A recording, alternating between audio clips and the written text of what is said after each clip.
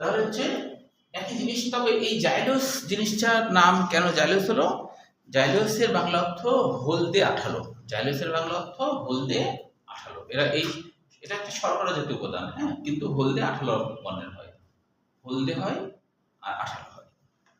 আরেকটা দেখো, অ্যারাবেন্স বা অ্যারাবিনোস একই কথা। অ্যারাবেন্স আর অ্যারাবিনোস, অ্যারাবিনোস আর অ্যারাবেন্স, অ্যারাবিনোস, অ্যারাবিনোস আর অ্যারাবেন্স একই কথা। অ্যারাবিনোস কথাটা আসছে হলো আরব দেশ থেকে। আরব দেশে এটা আবিষ্কার হয়েছে। এটা 5 কার্বন বিশিষ্ট একটা শর্করা, কিন্তু আবিষ্কার হয়েছে আরব দেশে, তো তাই এর নাম অ্যারাবিনোস। মনে রাখবো, কোনো শব্দের শেষে ওস থাকা মানে হলো সেটা দ্বারা অ্যাডজেক্টিভ হলে সেটা দ্বারা বোঝায় শর্করা। ওস, কোনো শব্দের শেষে ওস, কোনো শব্দের শেষে যদি ওস কথা হয়, যেমন ধরো গ্লুকোজ, ওস আসছে না, ফ্রুক্টোজ, তারপরে সুক্রোজ, সব কি ওস আছে কিনা? ওস দেখবা তাহলে বুঝবা এটা শর্করা, ওস থাকলে, হ্যাঁ। আর কোন শব্দ শেষ ইংরেজি শব্দ হলে অবশ্য, হ্যাঁ, যেমন বাংলায় তো শর্করা বলছে, এখানে তো ওস নাই, এটা তো বাংলা কথা, তাই না? হ্যাঁ, সেলুলোজ তো ইংরেজি শব্দ, সেলুলোজ বাংলা না। বাংলা যেটা বলি সেটা আঁশ বা তন্তু, সেলুলোজের বাংলা কি? আঁশ বা তন্তু, বুঝতে পারছো? আচ্ছা, তাহলে আবার যদি কোন শব্দের শেষে ইন কথা থাকে তাহলে বুঝবে সেটা শব্দের শেষে ইন মানে কি? প্রোটিন, এটা হলো প্রোটিন, ইন কথা থাকে। কোন শব্দের শেষে যদি এস কথা থাকে তাহলে বুঝবে সেটা হলো এনজাইম। যেমন আমরা বলি অ্যামাইলেস, এস আসছে কিনা? এস আসছে না, অ্যামাইলেস, তাই না? প্রোটিয়েস, ট্রিপসিনেস, এস আসছে না? এস আসা মানেই হলো এনজাইম, এস আসা মানেই। এবার দেখো, গ্যালাকটেন্স বা গ্যালাক্টোজ একই কথা। গ্যালাকটেন্স আর গ্যালাক্টোজ একই কথা, দুটো মনে রাখবা। গ্যালাকটেন্সও মনে রাখবা, গ্যালাক্টোজও মনে রাখবা। গ্যালাক্টো মানে দুধের শর্করা। গ্যালাক্টো মানে কি? দুধের শর্করা। গ্যালাক্টো মানে দুধের শর্করা। গ্যালাক্টো মানে কি? দুধের শর্করা। আচ্ছা, এবার দেখো যে এরপরে বলছে যে ইত্যাদি পলিস্যাকারাইড থাকে গ্লাইকোপ্রোটিনে। গ্লাইকোপ্রোটিন মানে শর্করার প্রোটিন। তবে গ্লাইকোপ্রোটিনে কার্বোহাইড্রেট বা শর্করা আছে, প্রোটিন আছে এবং অন্যান্য কিছু পদার্থ থাকতে পারে। এরপরে আরেকটা কথা বলছে জাইলোগ্লুক্যান। জাইলোগ্লুক্যান মানে জাইলোগ্লুকন, যেটা জাইলোগ্লুকোজ একই কথা। জাইলোগ্লুকোজ আর জাইলোগ্লুক্যান একই কথা। জাইলোগ্লুকোজ, জাইলোগ্লুকোজ, জাইলোগ্লুকোজ আর জাইলোগ্লুক্যান একই কথা। তো এখন জাইলোগ্লুকোজ হচ্ছে যখন জাইলোজের সাথে আবার নতুন করে গ্লুকোজ থাকে। জাইলোজ তো হলদে আঠালো উপাদান, তার সাথে যদি আবার অতিরিক্ত গ্লুকোজ অণু থাকে তখন এর নাম হয় জাইলোগ্লুক্যান বা জাইলোগ্লুকোজ। এটা কি করে? প্রাচীর গঠনে ক্রস লিঙ্ক হিসেবে কাজ করে।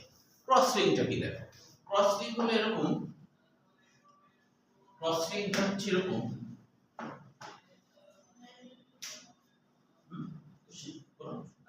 ধরো সেলুলোজ এইভাবে করে আছে কোষ প্রাচীরের ভিতরে, এর মধ্যে সেলুলোজ এইভাবে করে আছে, অসংখ্য সেলুলোজ এইভাবে আছে, এইভাবে আছে, অনেক অসংখ্য সেলুলোজ এইভাবে আছে।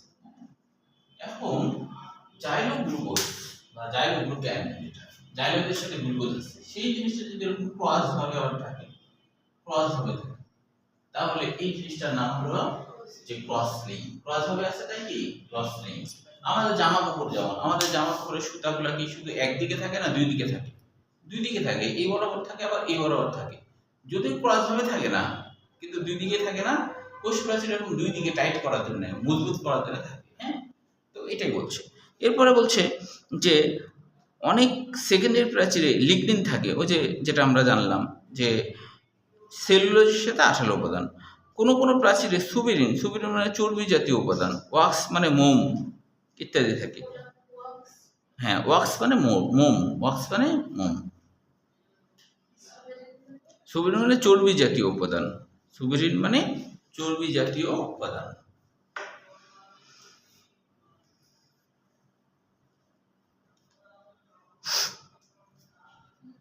বুঝছে? আচ্ছা, এবার দেখো যে ছত্রাকের প্রাচীর কাইটিন, এটা কিন্তু মেডিকেল অ্যাডমিশনে 19 সালে আসছে, এটা একটু লিখে রাখো, মেডিকেল অ্যাডমিশন 19 সালে। ছত্রাকের কোষ প্রাচীর কাইটিন দিয়ে গঠিত। মেডিকেল অ্যাডমিশন 19 সাল, মেডিকেল অ্যাডমিশন 19 সাল। জোয়ার লেখে নাও, মেডিকেল অ্যাডমিশন 19 সালে আসছে। কাইটিন জিনিসটা কি? কাইটিনের সরল বাংলা অর্থ গ্রিক শব্দ কিটন, মানে হলো আচ্ছাদিত। কাইটিনের সরল বাংলা অর্থ কি? কিটন, গ্রিক শব্দ, যার অর্থ হলো, বা অনেকে খাইটন বলে অনেকে, হ্যাঁ, এটার বাংলা অর্থ আচ্ছাদিত, আচ্ছাদিত বা হলো। সাধারণত এই জিনিসটা পাওয়া যায় চিংড়ির খোলকে, শামুকের খোলকে, এইসব জায়গায় থাকে আর কি কাইটিন, হ্যাঁ, তেলাপোকা, আত্মগোটা, এদের খোলকে থাকে, তো এই জন্য এর নাম আচ্ছাদিত। তো কাইটিন আসলে কি? কাইটিন হচ্ছে যে নরমালি কাইটিন হচ্ছে পলিস্যাকারাইড জাতীয় উপাদান। পলিস্যাকারাইড মানে কি? বহু গ্লুকোজ অণু দিয়ে গঠিত। তবে একটা পার্থক্য আছে, ওই বহু গ্লুকোজের প্রত্যেকটা 2 নম্বর কার্বনে একটা করে অ্যামিন গ্রুপ থাকে। এই যে এরকম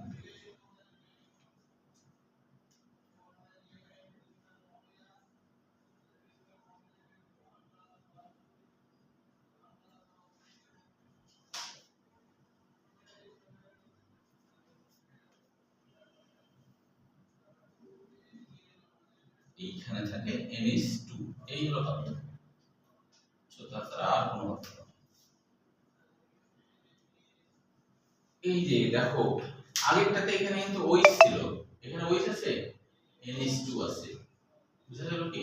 এই জন্য এটার নামটাও চেঞ্জ হয়ে গেল। কাইটিন, কাইটিনের বৈশিষ্ট্য হলো যে অসংখ্য এরকম গ্লুকোজ থাকবে, এই জন্য এর নাম পলিস্যাকারাইড। পলি মানে বহু, স্যাকারাইড মানে চিনি, বহু গ্লুকোজ অণু বা বহু চিনির অণু, আর প্রত্যেকটা চিনির অণু 2 নম্বরে একটা করে অ্যামিন গ্রুপ থাকবে, একটা করে অ্যামিন গ্রুপ। বুঝা গেল কি?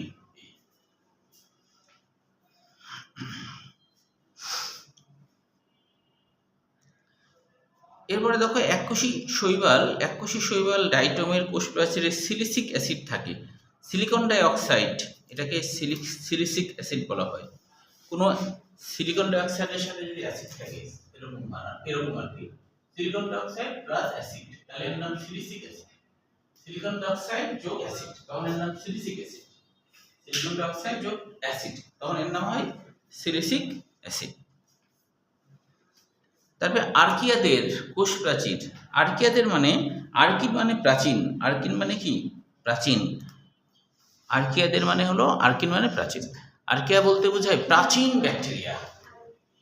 আর্কিন মানে প্রাচীন, আর্কিয়াদের মানে প্রাচীন ব্যাকটেরিয়া, প্রাচীন ব্যাকটেরিয়া। প্রাচীন ব্যাকটেরিয়াকে বলা হয় আর্কিয়া, প্রাচীন ব্যাকটেরিয়াকে বলা হয় আর্কিয়া। আর্কিয়াদের কোষ প্রাচীরে গ্লাইকোপ্রোটিন স্তর থাকে।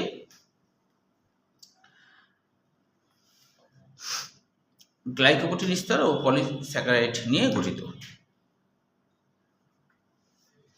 পলি মানে বহু, স্যাকারাইড মানে চিনি, বহু চিনি অণু বা বহু গ্লুকোজ অণু দিয়ে গঠিত। সাধারণত কোষ প্রাচীরে 40% সেলুলোজ, তারপরে হলো 20% হেমিসেলুলোজ, পেকটিন। এটা কিন্তু মনে রাখবে একটু এইভাবে, হ্যাঁ, সেটা হলো যে তোমরা একটু মনে রাখবে এইভাবে, যে দেখো এইভাবে 4 3 2 1 এইভাবে মনে রাখবা। মানে সব থেকে যেটা বেশি সেটা দেখো আছে হলো কত, 40 না? তাহলে মনে রাখবা 4 হলো সেলুলোজ মানে 40, তারপরে হলো পেকটিন, তাই না? তাহলে এটা হলো 30, তারপরে হলো হেমিসেলুলোজ 20, তারপরে হলো 10। তাহলে এটা মনে রাখবা 4 3 2 1, অথবা 1 2 3 4, অথবা 1 2 3 4, এভাবে মনে রাখতে পারো। কারণ এটা তো 10 10 করে কমেছে না, তাহলে ভুলবা না আর কি। এটা উল্টাপাল্টা আছে, তুমি একটু সাজায় নিবা, তাহলে মনে থাকবে। আচ্ছা, তাহলে এইগুলা রাসায়নিক গঠন পুরাটাই এমসিকিউ, হ্যাঁ, রাসায়নিক গঠন পুরাটাই এমসিকিউ। এখানে দেখো গ্লাইকো মানে শর্করা, আর প্রোটিন হলো অ্যামাইনো অ্যাসিডের সমষ্টি। 100টা অ্যামাইনো অ্যাসিড যদি কোনো যৌগে থাকে তখন এটাকে প্রোটিন বলা হয়। আর যদি 100টা অ্যামাইনো অ্যাসিড না থেকে, ধরো যে আছে মনে করো 30-40টা বা 60-70টা, তখন এটাকে প্রোটিন বলা হবে না, তখন এটাকে বলা হবে পলিপেপটাইড। 100 কম অ্যামাইনো অ্যাসিড হলেই তার নাম পলিপেপটাইড, তার নাম কি হবে? পলিপেপটাইড। বুঝতে পারছো? এবার দেখো সূক্ষ্ম গঠন, এটাও এমসিকিউ, সৃজনশীল হিসেবে আসে না। সূক্ষ্ম গঠনটা আমরা শিখে ফেলি।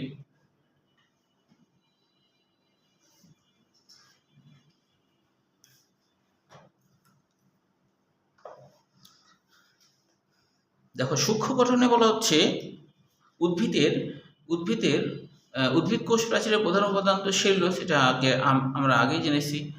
প্রধান উপাদান সেলুলোজ, তো শ্বেতসার হলো না কেন বলো তো?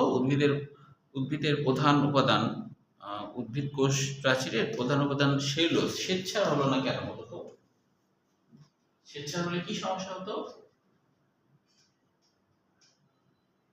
শ্বেতসার হলে সমস্যা হতো যে বৃষ্টির পানি পড়লেই সব ধুয়ে চলে যেত, বুঝতে পারছো? যেমন আমাদের জামা কাপড় যদি শ্বেতসার দিয়ে তৈরি হতো তাহলে কি বৃষ্টি পড়লেই কি জামা সব ধুয়ে চলে যেত, বুঝতে পারছো? তখন বৃষ্টিতে কত ঝামেলা না। তোমার এটা সেলুলোজ দিয়ে গঠিত, এটা যদি তোমার হতো শ্বেতসার দিয়ে গঠিত হতো না, তাহলে বৃষ্টির পানি পড়লে এগুলো সব খুলে খুলে পড়ে যেত। তখন তো তুমি আসতে পারতে না, কোথাও বের হয়েছো, তুমি যখন ফোন দিয়ে বলছো যে স্যার আমি আসতে পারছি না কারণ আমার বৃষ্টির পানি লাগছে গায়ে, দিয়ে জামাটা পুরো হয়ে গেছে, মানে খুলে নেমে গেছে, তাহলে মানুষ কোথাও যে শান্তি পাবে? পাবে না। তো এইগুলো সেলুলোজ এরকম পানি লাগলে কিছু হয় না, এই জন্যেই। কারণ আম জাম কাঁঠাল এদের কোষ প্রাচীর সব সেলুলোজ, বৃষ্টি পড়লে কিছু হয় না, হয়? সেলুলোজ না হয়ে শ্বেতসার হলে বৃষ্টি পড়লে বিশাল বড় আম গাছ সব গলে গলে শেষ, বুঝা গেল? এটা এই কারণে সেলুলোজ দিয়ে গঠিত হয়। এখন দেখো যে সেলুলোজ হলো পলিস্যাকারাইড যা 6 কার্বন বিশিষ্ট বিটা ডি গ্লুকোজের অসংখ্য অণু দিয়ে গঠিত। বিটা ডি গ্লুকোজ তো জানলাম। এখান থেকে এমসিকিউ হিসেবে পড়ব যে 1000 থেকে 3000 সেলুলোজ অণু দিয়ে একটি সেলুলোজ চেইন গঠিত। 1000 থেকে 3000 সেলুলোজ অণু মানে এইটা মনে করে একটা সেলুলোজ অণু, এটা আরেকটা সেলুলোজ অণু, এইভাবে করে করে 1000 থেকে 3000 সেলুলোজ অণু মিলে একটা সেলুলোজ চেইন গঠন করে, একটা চেইন। এরপরে বলছে চেন গঠন করে। এরপরে বলছে যে 100টি সেলুলোজ চেন মিলিতভাবে ক্রিস্টালাইন মাইসিলি, 100টি এরকম চেন ধরো, এভাবে 1 2 3 4 5 6 চেন মনে করো, এবং 100টা যখন হয়ে যাবে, 100টি চেন যখন হবে তখন এর নাম হবে ক্রিস্টালাইন, মানে দানাদার। মাইসিলি মানে সুতার মতো, দানাদার সুতার মতো, ক্রিস্টালাইন দানাদার সুতার মতো গঠন করবে।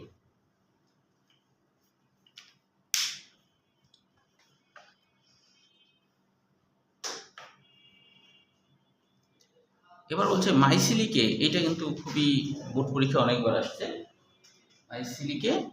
মাইসিলিকে কি বলা হয়? কোষ প্রাচীরের ক্ষুদ্রতম গাঠনিক একক ধরা হয়, মাইসিলিকেই বলা হয়। তো এই যে মাইসিলি, এই মাইসিলিটা কিন্তু যে এই যে এটা তো সুতার মতো, মাইসিলি মানে সুতার মতো, হ্যাঁ? তাহলে এই যে মাইসিলি, এই মাইসিলিটা বোর্ড পরীক্ষায় আসছে একবার, সেটা হলো মাইসিলি কাকে বলে, এটা আর কি। এটা হলো কুমিল্লা বোর্ড 22 সালে মাইসিলি কাকে বলে, এটা আসছিল কুমিল্লা বোর্ড 22 সালে। লিখলাম? আচ্ছা, তাহলে এবার দেখো যে মাইসিলিকে ক্ষুদ্রতম একক বলা হয়, এটা অনেকবার আসছে বোর্ড পরীক্ষায় এবং অ্যাডমিশনে। এবার বলছে 20টি মাইসিলি একটি মাইক্রোফাইবার, মাইক্রো মানে ছোট, ফাইবার মানে আঁশ বা তন্তু, ছোট ছোট আঁশ গঠন করে, সবগুলা দিয়ে আর কি। প্রথমে 100টা দিয়ে ক্রিস্টালাইন মাইসিলি হলো, এরকম ক্রিস্টালাইন মাইসিলি 20টা দিয়ে মাইক্রোফাইবিল গঠন করলো। আবার 250টি মাইক্রোফাইবিল একীভূত হয়ে ম্যাক্রোফাইবিল গঠন করে, আর অনেকগুলো ম্যাক্রো মানে বড়। তাহলে এখানে কিন্তু কয়েকটা বিষয় মনে রাখবা, সেটা হলো 120 250, এই সিকোয়েন্সটা মনে রাখবা, 120 250, আর প্রথমে 1000 থেকে 3000, তাই না? প্রথমে 1000 থেকে 3000। কোষ প্রাচীরের কাজ এটা আসে না, কিন্তু আমরা তারপর ক্ষয়ের জন্য পড়ব। বিশেষ করে গুরুত্বপূর্ণ যেটা, সেটা হলো যে 3 নম্বর পয়েন্ট আর 4 নম্বর পয়েন্ট বেশি গুরুত্বপূর্ণ, এই দুটা ভালোভাবে মনে রাখবে।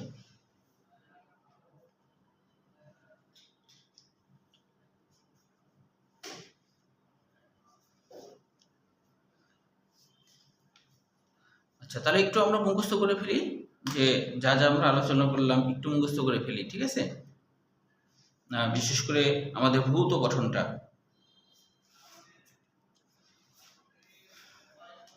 আচ্ছা, তাহলে প্রথমে কে বলবে? সারিয়া বলো যে প্রাথমিক প্রাচীর কি কি দিয়ে গঠিত?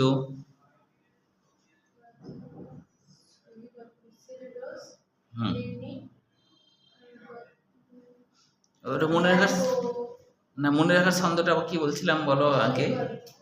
হ্যাঁ বলো, সহি গল্প। তাহলে দন্তের সাথে কি হয়? তারপরে গীতে, হ্যাঁ, তাহলে ওটা গর প্রতি কি হয়? গ আর ল দুটোই আছে। হ্যাঁ, গ্লাইকোপ্রোটিন। হ্যাঁ, জোগাড় বলো সেকেন্ডারি প্রাচীর কি কি দিয়ে গঠিত? এই তো সুন্দর হয়েছে। হ্যাঁ, কাউসার বলো, তুমি বলো হচ্ছে মধ্যপদ্মা কি কি দিয়ে গঠিত?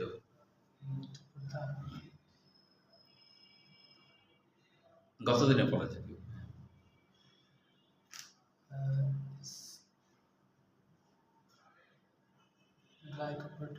না, কতদিনে পড়া? রিয়া বলো কি কি দিয়ে গঠিত মধ্যপদ্মা? মনে নাই, তুমি বলো। মধ্যপদ্মা ওই যে হ্যাঁ এন্ডোপ্লাজমিক রেটিকুলাম বা সাইটোপ্লাজম থেকে, তাই না? দুই রকম আছে, সাইটোপ্লাজম থেকে আসে, সাইটোপ্লাজম থেকে আসে। এটা হলো হেডমোপ্লাস্ট।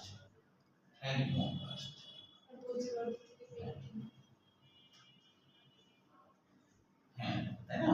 গ্রিক শব্দ ফেন্স, সি মানে কি প্রাচীর বা বাঁধ। এরা প্রাচীর বা বাঁধ তৈরিতে ভূমিকা রাখে, তাই না? আর গোলজি বডি থেকে পেকটিন, গোলজি বডি থেকে পেকটিন, গোলজি বডি থেকে কি পেকটিন। তাহলে এই পেকটিনটা কি ছিল? জমাট বাঁধা, তাই না? রেডিয়া যেটা বললাম, পেক্ট মানে হলো জমাট বাঁধা। এখন পেকটিনের মধ্যে আমরা কিন্তু জানি পেকটিক অ্যাসিড বেশি থাকে। পেকটিক অ্যাসিড যদি না থাকতো তাহলে ওই পেকটিনের কি নাম হতো, কে বলতে পারবা?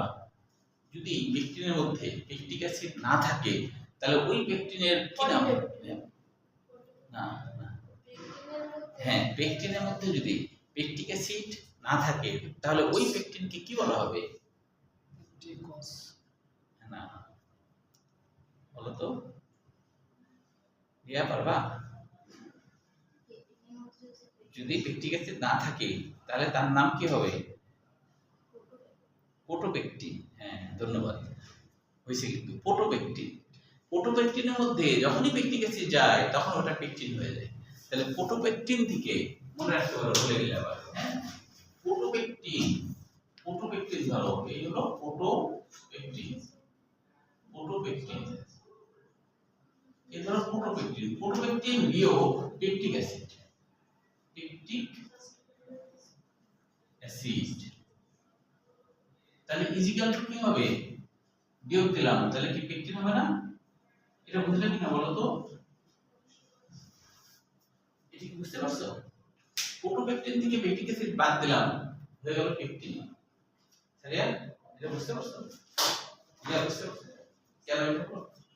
আচ্ছা ঠিক আছে, তাহলে সারিয়া আগে চলে যাও। তোমার আর পড়াবো না অবশ্যই, এইটুকু পর্যন্ত। সোমবারে পরীক্ষা, হ্যাঁ, সোমবারে পরীক্ষা। রিয়া হচ্ছে তুমি ইয়ে দেখছো কি আমার ইউটিউব চ্যানেল কি তুমি